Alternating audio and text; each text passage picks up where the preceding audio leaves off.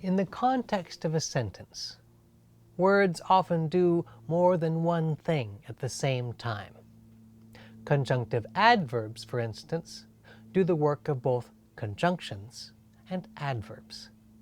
Hi, this is Thomas from Cozy Grammar, and thanks for joining me in the library of my cozy writing yurt.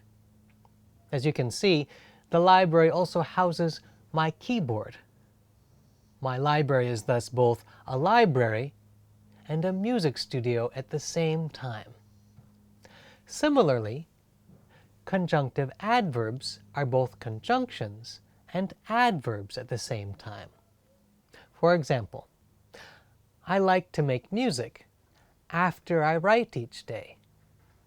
Here, the adverb after is doing the work of a conjunction because it joins the independent clause, I like to make music, and the dependent clause, after I write each day.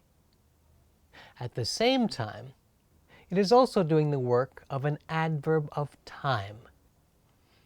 It tells when I like to make music. I like to make music when? I like to make music after I write each day.